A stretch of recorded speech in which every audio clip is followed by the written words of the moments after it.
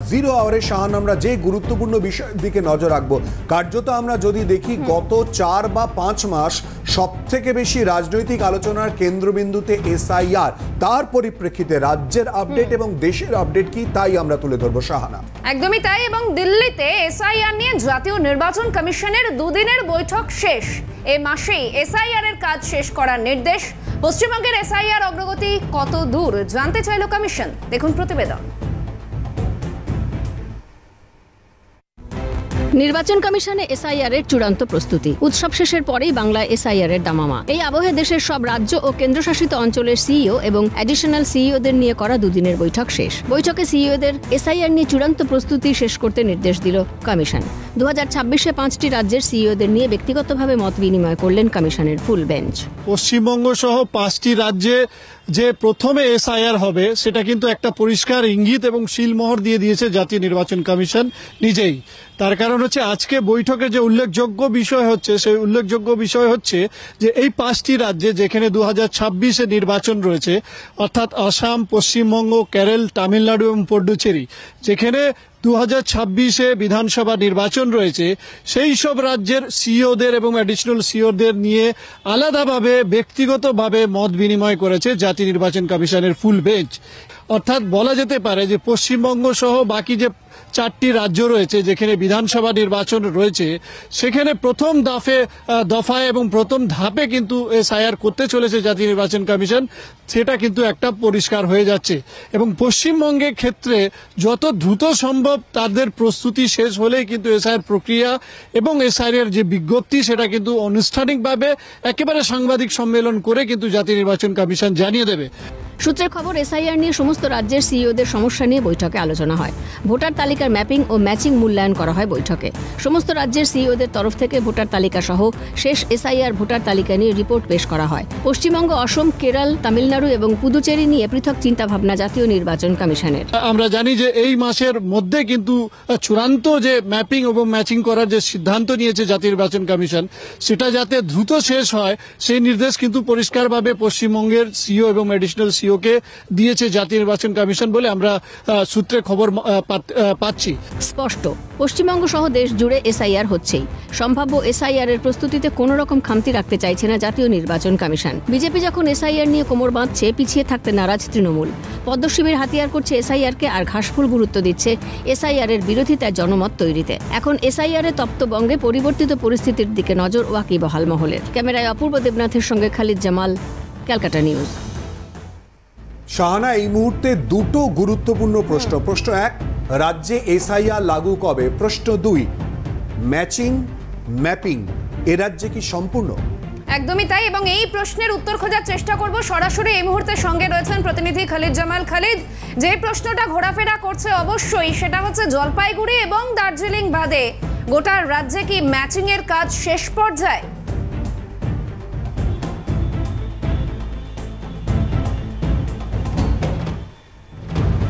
একেবারে সারা দেখো, জাতীয় নির্বাচন কমিশনের নির্দেশে কিন্তু এই মাসে, চলতি মাসের মধ্যেই কিন্তু এই ম্যাপিং এবং ম্যাচিং এর যে কাজ সেটা কিন্তু শেষ হবে।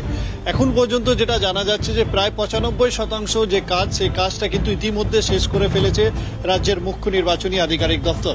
শুধুমাত্র প্রাকৃতিক দুর্যোগের কারণে দার্জিলিং এবং জলপাইগুড়িতে কিছুটা সমস্যা হয়েছিল এই ম্যাপিং এবং ম্যাচিং এর কাজ, সেটা কিন্তু দ্রুত এগিয়ে যাচ্ছে বলে কিন্তু এই মুহূর্তে মুখ্য নির্বাচনী আধিকারিক দপ্তর সূত্রে আমরা খবর পাচ্ছি।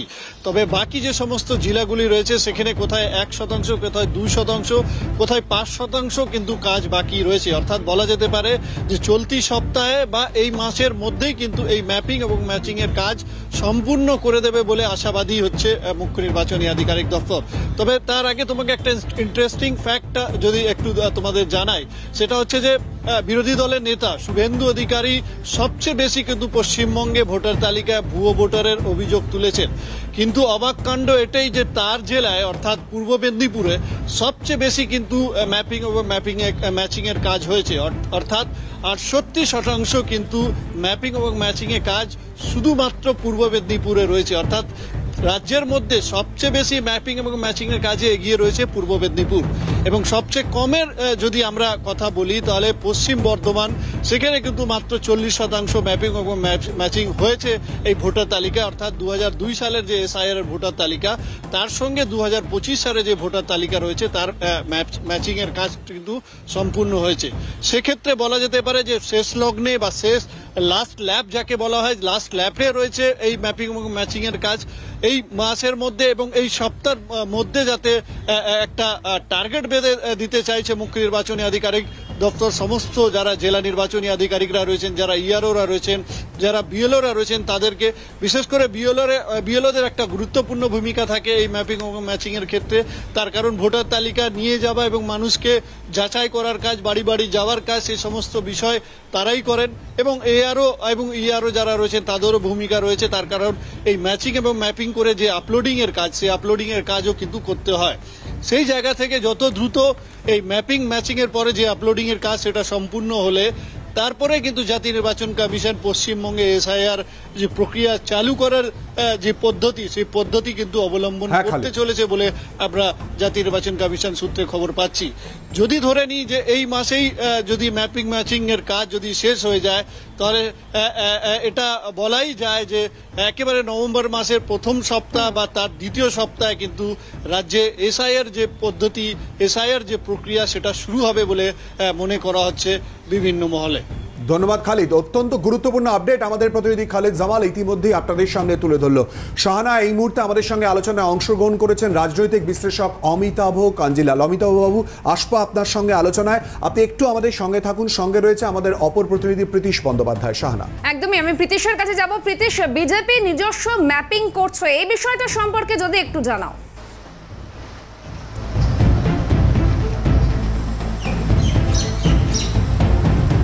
দেখো, ম্যাপিংয়ের যেটা কথা বলা হচ্ছে সেটা কিন্তু সম্পূর্ণরূপে বিজেপির যে সাংগঠনিক দিক সেটার জন্যই ম্যাপিং করা হচ্ছে, এবং মূলত আজকে সকাল 9টা থেকে একটি বৈঠক শুরু হয়েছে বিজেপির নির্বাচনী কার্যালয় অর্থাৎ সল্টলেকে, এবং আজকে শুধু নয়, আগামীকালকেও এই বৈঠক রয়েছে। এই বৈঠক আগামীকাল হবে বীরভূমে অর্থাৎ কেষ্টগড়ে, এবং সেখানেও কিন্তু যে সমস্ত জেলা সভাপতিরা রয়েছেন তাদেরকে ডাকা হয়েছে, এবং বীরভূমের সারাউন্ডিং যে সমস্ত জেলাগুলো রয়েছে তাদের জেলা সভাপতি থেকে শুরু করে যারা পদাধিকারী নেতারা রয়েছেন, জেলা নেতৃত্ব, তাদেরকেও ডাকা হয়েছে। এবং আজকের যে বৈঠক, সেই বৈঠক কিন্তু কলকাতা এবং কলকাতার পার্শ্ববর্তী যে সমস্ত জেলা রয়েছে, অর্থাৎ মূলত কলকাতা উত্তর, কলকাতা দক্ষিণ এবং কেএনএসডি অর্থাৎ কলকাতা উত্তর শহরতলির যে জেলা রয়েছে সেটা, এবং যাদবপুর যে সাংগঠনিক জেলা রয়েছে বিজেপির, সেই জেলার যারা জেলা সভাপতিরা রয়েছেন তাদেরকে যেরকম ডাকা হয়েছে, এবং তাদের জেলার পর্যবেক্ষকরা যারা রয়েছেন তাদেরকে নিয়ে বৈঠক ইতিমধ্যেই রাজ্য বিজেপি নেতৃত্বের, অর্থাৎ 2026 বিধানসভা নির্বাচনের দায়িত্বে যিনি রয়েছেন অর্থাৎ ভূপেন্দ্র যাদব, তার নেতৃত্বে এই বৈঠক কিন্তু ইতিমধ্যেই হচ্ছে। এবং দ্বিতীয় পর্যায়ের যে বৈঠক হবে সেটি কিন্তু বিকেল 4টে থেকে হবে। সেই বৈঠকে উপস্থিত থাকবেন রাজ্য বিজেপি সভাপতি শ্রমিক ভট্টাচার্য, এছাড়াও বিরোধী দলনেতা শুভেন্দু অধিকারী এবং প্রাক্তন রাজ্য সভাপতি অর্থাৎ সুকান্ত মজুমদার, তিনিও কিন্তু উপস্থিত থাকবেন।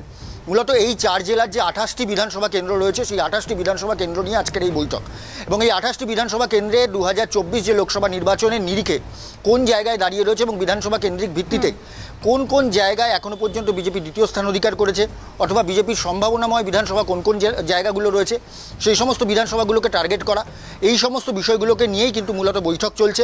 যদি ধরে নেওয়া যেতে পারে যে পরের মাসের অর্থাৎ 20 তারিখের মধ্যে বিহার নির্বাচনের সামগ্রিক যে প্রক্রিয়া, সেই প্রক্রিয়া যদি শেষ হয়ে যায় এবং সরকার গঠনও যদি হয়ে যায় 20 তারিখের মধ্যে অর্থাৎ সামনের মাসের, তাহলে করে কিন্তু এই 20 তারিখের পরের অর্থাৎ পরের মাসের 20 তারিখের পরেই কিন্তু এ রাজ্যের যে ভোটের যে প্রচার, সেই প্রচার কিন্তু শুরু করে দেবেন প্রধানমন্ত্রী নরেন্দ্র মোদী থেকে শুরু করে কেন্দ্রীয় যারা নেতৃত্ব রয়েছেন তারা, এবং তার জন্য বিধানসভা ভিত্তিকভাবে যে আলোচনা, সেই আলোচনা কিন্তু রাজ্য বিজেপি নেতৃত্ব সেরে নিতে চাইছে।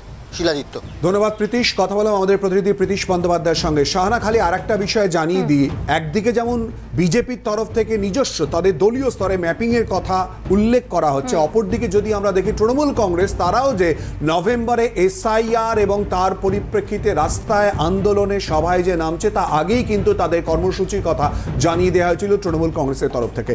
অমিতাভ বাবু, আপনার কাছে আসবো। প্রথমেই বোঝার চেষ্টা করব, রাজনৈতিক বিষয় তো রয়েছে, প্রথমেই বোঝার চেষ্টা করব প্রেক্ষাপটটা।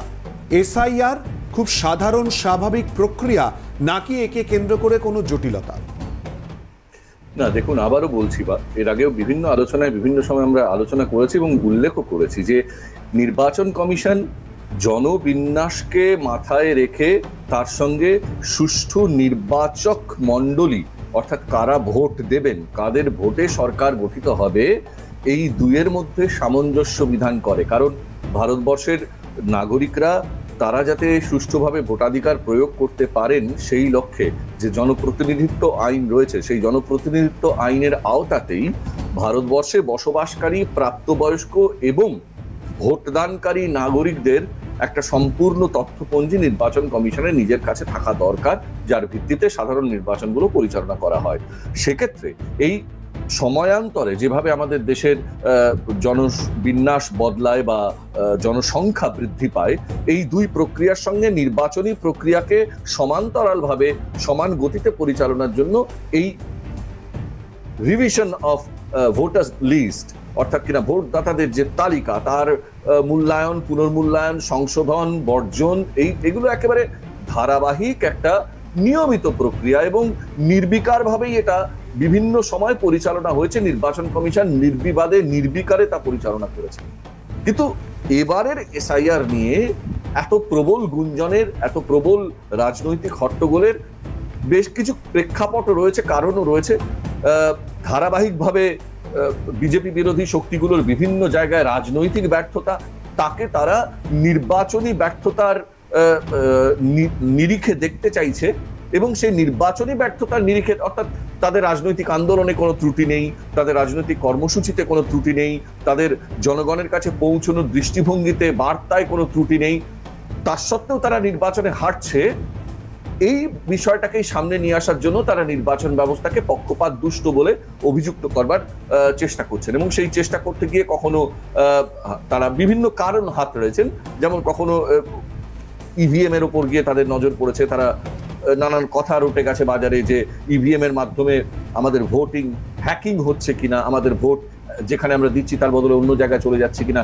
আবার তারপর যখন এই এসআইআর এসে পড়েছে, অর্থাৎ স্পেশাল ইন্টেন্সিভ রিভিশন, যেটা এতকাল চিরকাল মানে হয়ে আসছে, তার উপরেও সন্দেহ গিয়ে আছড়ে পড়ছে এবং তারা বিশ্বাস করছেন যে শাসক শক্তি যারা, তারা নিজেদেরকে ক্ষমতায় ধরে রাখার জন্য উল্লেখযোগ্যভাবে বৈধ ভোটার যারা সরাসরি তাদেরকে ক্ষমতায় আসার পথে প্রতিবন্ধকতা তৈরি করতে পারেন কোনো একটি প্রদেশে, তাদেরকে তারা ছেঁটে ফেলতে চাইবে এবং সেক্ষেত্রে তারা যুক্তি দেখাবে অনুপ্রবেশের, সেক্ষেত্রে তারা যুক্তি দেখাবে জনবিন্যাস বদলে যাওয়ার ইত্যাদি ইত্যাদি।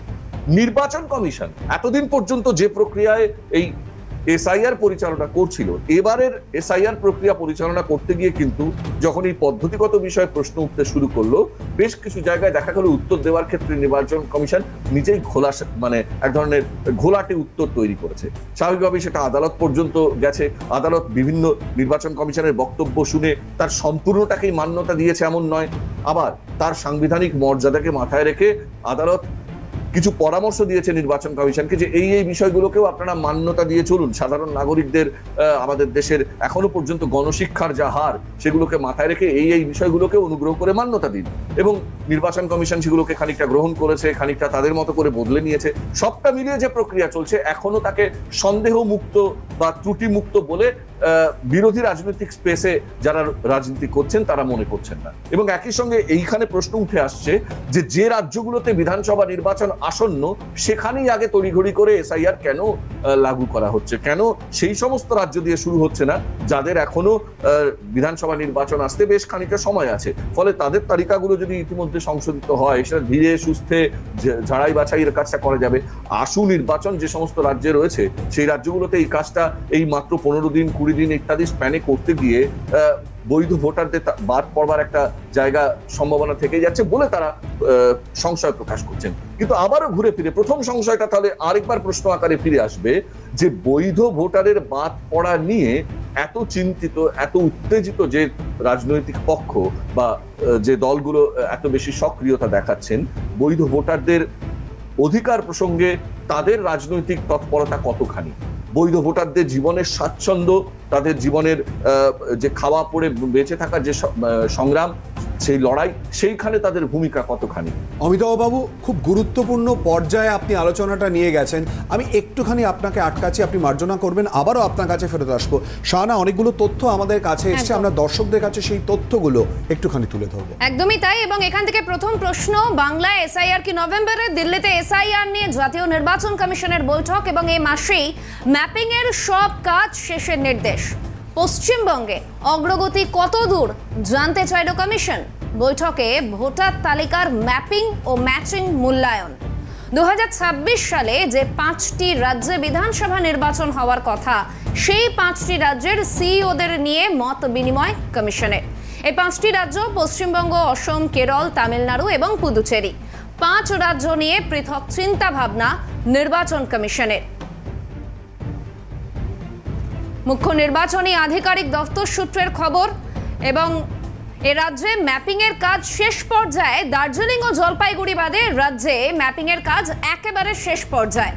আমি শাহানার সঙ্গে এরই সঙ্গে যোগ করব, শাহানা যে তথ্য ইতিমধ্যেই তুলে ধরলো দার্জিলিং এবং জলপাইগুড়ি বাদে, তাহলে এখনো পর্যন্ত ম্যাপিং এর কাজে শতাংশ নিরিখে কোথায় কি দাঁড়িয়ে রয়েছে একেবারে জেলা ধরে ধরে এবারে যে তথ্য আপনাদের সামনে আমরা তুলে ধরবো।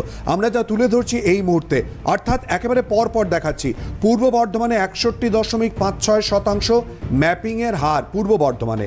এরপর দেখাচ্ছি ম্যাপিং এর হার বাঁকুড়ায় 60% হয়েছে। তারপর দেখাচ্ছি ম্যাপিং এর হার পুরুলিয়ায় 63% হয়েছে।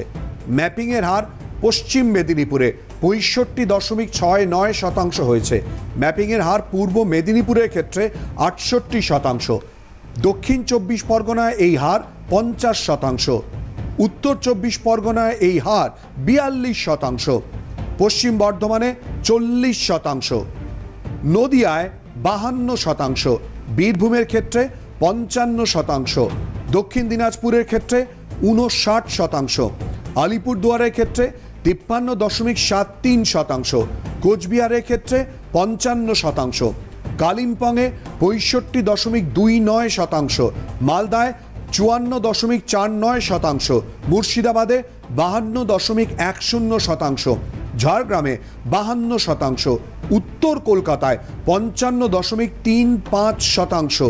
দক্ষিণ কলকাতায় 52.66%। সমস্ত তথ্য এই মুহূর্তে আমরা দর্শকদের সামনে তুলে ধরলাম। অমিতাভবাবু ঠিক যে প্রসঙ্গটা আপনি তুলে ধরেছিলেন, রাজনৈতিক পরিসরের একটা জায়গা, আপনার কাছে সরাসরি প্রশ্ন করার আগেই বিজেপি নিজস্ব ম্যাপিং করছে এবং তারা বৈঠক করছে জেলা ধরে ধরে, সেই প্রতিবেদন আমরা তুলে ধরছিলাম আমাদের প্রতিনিধি প্রীতিশ বন্দ্যোপাধ্যায়। আপনি হয়তো শুনেও ছিলেন। বিজেপি কি এসআইআর কে আঁকড়ে ধরে 2026কে লক্ষ্য করছে বলে আপনার মনে হয়? দেখুন, সেই চেষ্টা যদি বিজেপি করে তাহলে অত্যন্ত দুর্বল একটি খড়কুটোকে তারা আঁকড়ে ধরার চেষ্টা করছে বলেই আমার বিশ্বাস। তার কারণ হচ্ছে, রাজনৈতিক দল ক্ষমতা পরিবর্তন করে ক্ষমতায় আসবে অন্তত পশ্চিমবঙ্গের মতো একটি রাজ্যে, সেটা হতে গেলে খুব সলিড এবং জোরালো একটি রাজনৈতিক গ্রাউন্ড বা আন্দোলনের একটা আবহ থাকবার বিষয়টা জরুরি হয়ে ওঠে। যখন স্বাধীনতার পরে যতগুলো পালা পরিবর্তন ঘটেছে এ রাজ্যে, অর্থাৎ কংগ্রেসের সরকার গিয়ে যখন যুক্তফ্রন্ট সরকার এসছে, যুক্তফ্রন্ট সরকার গিয়ে বামফ্রন্ট সরকার এসছে, বামফ্রন্ট সরকার গিয়ে তৃণমূলের সরকার এসছে, প্রতিটির পেছনে কিন্তু স্বল্পকালীন বা দীর্ঘকালীন রাজনৈতিক আন্দোলন, ধারাবাহিক আন্দোলন এবং তার সঙ্গে জনসম্পৃক্ততা, জনগণের মানে ঐক্য স্থাপন, সম্মতি স্থাপন, এই বিষয়গুলো একটা গুরুত্বপূর্ণ ফ্যাক্টর। বিজেপি এ রাজ্যে সেই জনসম্মতির জায়গাতে, অর্থাৎ জনগণের সমর্থন আদায়ের প্রশ্নে সেইখানে কতটা এখনো পর্যন্ত নিজের ভিত গড়ে তুলতে পেরেছে সে বিষয়ে কিন্তু একটা সংশয়ের জায়গা থেকেই যাচ্ছে। অতএব ভোটার তালিকা থেকে যদি ধরেও নেই যে অবৈধ উদ্বৃত্ত ভোটারদের বাদ দিয়ে দেওয়া হবে, তার ফলে যে বৈধ ভোটাররা পড়ে থাকবেন সেই ন্যায্য বৈধ ভোটাররাই যদি ভোট দেন, তারা সকলেই যে বিজেপিকেই বিকল্প হিসেবে গ্রহণ করবেন বা বেছে নেবেন, এমনটা ভাবা অত্যন্ত কষ্টকল্পনা এবং মানে প্রায়, আমি শব্দটাকে বললে জানি না কেমন শোনাবে, মূর্খের স্বর্গে বাস করছেন তারা। হ্যাঁ, অনুপ্রবেশ ঘটেছে, এটা অস্বীকার করার কোনো জায়গা নেই, একথা অস্বীকার করার কোনো জায়গা নেই। ভারত মানে এই মুহূর্তে পশ্চিমবঙ্গে বাইরের লোকের মানে যে পরিমাণ জলস্রোতের মতো ঢুকে পড়া, সেটা নেপাল থেকে হোক, ভুটান থেকে বিতাড়িত ভুটানিজরা হোক, কিংবা বাংলাদেশ থেকে আগত মুসলিম বা হিন্দু সম্প্রদায়ের মানুষেরা হোক, যারাই হোক, এটা একটা উদ্বেগের বিষয়। কিন্তু এটা সামগ্রিকভাবে ভারতের নাগরিকতার প্রশ্নের একটা জায়গা। কিন্তু সেখান থেকে একটি নিশ্চিদ্র ভোটার তালিকাও যদি তৈরি হয়, সেই নিশ্চিদ্র ভোটার তালিকার ভিত্তিতে বিজেপি সরকার পাল্টে ফেলতে পারবে, এমনটা ভাবাটা খুব দুর্বল চিন্তা। যদি না ধারাবাহিকভাবে বাংলার জনচাহিদার সঙ্গে বিজেপি নিজেকে সম্পৃক্ত করে তুলতে পারে, দেখুন, বাংলার এই মুহূর্তের জনচাহিদার ভেতরে হিন্দু বা হিন্দুত্বের রাজনীতি কতটা জরুরি, একদমই অমিতাভ বাবু, অত্যন্ত গুরুত্বপূর্ণ বিষয় আপনি আলোকপাত করেছেন এবং এই গোটা বিষয়কে কেন্দ্র করে রাজনৈতিক মহলেও অবশ্যই শোরগোল পড়ে গিয়েছে এবং এখান থেকে দাঁড়িয়ে বিভিন্ন রাজনৈতিক দলের হেভিওয়েট নেতৃত্ব তারা কি বলছেন দিলীপ ঘোষ, কি বলছেন কুণাল ঘোষ এবং পাশাপাশি অধীর রঞ্জন চৌধুরী তিনি বা কি বলছেন দেখুন। कोई है ही नहीं, सरकार जाएगी तब ये सब ठीक होगा। टीएमसी का कोई काम नहीं है, डेवलपमेंट का काम नहीं है, पैसा नहीं है, रोड देखिए कहीं अब निकल नहीं सकते गाड़ी लेके, ऐसा दुर्दशा है। और वो राजनीति करने जा रहे हैं। चुनाव कमीशन जो करना है करेगा, बिहार में जो किया बंगाल में वही होगा। यहाँ जो रोल है इलेक्शन रोल, उसमें बहुत सारा गड़बड़ है। ओरिजिनल वोटर को माइनस करते नया नहीं लेते हैं जो टीएमसी के साथ नहीं है, और जो डेथ हो गया 10 साल से उनका नाम पे वोटिंग हो रहा है, बांग्लादेशी उसके ऊपर से हैं, तो इसलिए यहाँ एसआईआर बहुत जरूरी है, तभी ये समाधान होगा। এবং সেই ভুয়ো ভোটার সংশোধন হোক, আমরা তাতে কেউ আপত্তি করিনি। কংগ্রেসের একটাই বক্তব্য যে কোনো কারণে বৈধ ভোটারকে অবৈধ করা যাবে না, অধিকার ভোটের কেড়ে নেওয়া যাবে না, এই জায়গাটাই আমাদের প্রতিবাদ। ভোটার লিস্ট ঠিক হোক, ভোটার লিস্টে ভুল থাকুক, ভোটার লিস্টে সংশোধন হোক না হোক, তার দায়িত্ব কেন্দ্রীয় নির্বাচন কমিশনের। তো তারা জানেন, তারা বুঝবেন। কি আশ্চর্য কথা, ভোটার লিস্ট ফাইনাল করবে কেন্দ্রের নির্বাচন কমিশন, সীমান্ত পাহারা দেবে অমিত শাহের কেন্দ্রীয় সরকারের বাহিনী, আর পলিটিক্সের জন্য দোষারোপ করা হবে রাজ্যের তৃণমূল সরকারকে বা তৃণমূল কংগ্রেসকে। এ কেমন কথা? কুণাল ঘোষের বক্তব্য দিয়ে রাজনৈতিক প্রতিক্রিয়া যখন শেষ হলো, আমি অমিতাভ বাবুর কাছে রাজ্যের শাসক দল সংক্রান্ত বিষয়ে প্রশ্ন রাখবো এবং যে বিষয়ে প্রশ্ন করতে চাই যে এই এসআইআর রাজ্যের শাসক দলের কাছে অ্যাডভান্টেজ নাকি চিন্তার কারণ? দেখুন, প্রথম কথা হচ্ছে এসআইআর হোক বা যে কোনো নির্বাচনী প্রক্রিয়াই হোক, এটা শাসক দলের অ্যাডভান্টেজ হবে না ডিসঅ্যাডভান্টেজ হবে, বা বিরোধী দলকে আলাদা অ্যাডভান্টেজ দেবে না ডিসঅ্যাডভান্টেজ দেবে, এটা কিন্তু সামগ্রিকভাবে নির্ভর করবে আইন শৃঙ্খলা ব্যবস্থার পরিকাঠামো কেমন আছে তার উপরে। অর্থাৎ এসআইআর কে সাকসেসফুল করতে গেলে যেমন সুষ্ঠু আইন শৃঙ্খলার পরিবেশ দরকার, যে কারণে আজকে বিএলওরা কাজ করতে ভয় পাচ্ছেন, এই ভয়মুক্ত সন্ত্রাসমুক্ত একটি পরিবেশে যদি নির্বাচনী সংস্কার, ভোটার তালিকা সংস্কারে কাজ করা যায়, সেটা একটা স্বচ্ছ রাজনৈতিক ফলাফল দিতে পারে। ঠিক একই রকম ভাবে নির্বাচন প্রক্রিয়া, ভোটিং প্রক্রিয়া, একটি নিশ্চিত নির্বাচন তালিকা তৈরি করা হলো, কিন্তু ভোটদাতারাই ভোট দিতে যেতে পারলেন না, বুথ দখল হয়ে গেল, জ্যাম হয়ে গেল, বুথ ছাপ্পাবাজি হলো, তাহলেও কি খুব বেশি রাজনৈতিক পট পরিবর্তন বা পালা পরিবর্তন বা স্বচ্ছ রাজনৈতিক ফলাফল উঠে আসবে? আসবে না। তো ফলে এসআইআর প্রক্রিয়াকে যদি শাসক দল ছাড়ও দিয়ে দেয়, তাহলেও বুঝে নিতে হবে যে তারা অন্যভাবে প্রস্তুত, মানে একটি অপেক্ষাকৃত অনৈতিক শাসক দল, তারা অন্যভাবে প্রস্তুত ভোটকে ম্যানিপুলেট করবার জন্য। আর যদি নৈতিকতা সম্পন্ন একটি শাসক দল হয়, তাহলে তারা এসআইআর কে যেমন ছাড় দেবে, তেমনি নির্বাচন প্রক্রিয়া, গণতান্ত্রিক নির্বাচন প্রক্রিয়া। বুঝতে পারছি অমিতাভ বাবু, এবং এখান থেকে আমার ধন্যবাদ জানাতেই হচ্ছে, কারণ আমরা সময়ের কাছে দায়বদ্ধ এবং সময় এখানেই শেষ হয়েছে জিরো আওয়ারের প্রায়। অনেক ধন্যবাদ জানাই অমিতাভ বাবু। অমিতাভ কাঞ্জিলাল আমাদের সঙ্গে ছিলেন। রাজনৈতিক, প্রশাসনিক এবং সামাজিক প্রেক্ষাপট এসআইআর এর পরিপ্রেক্ষিতে ইতিমধ্যেই তুলে ধরা হলো, সঙ্গে আমরা তুলে ধরলাম তথ্য। জিরো আওয়ার এখনকার মতো এ পর্যন্তই।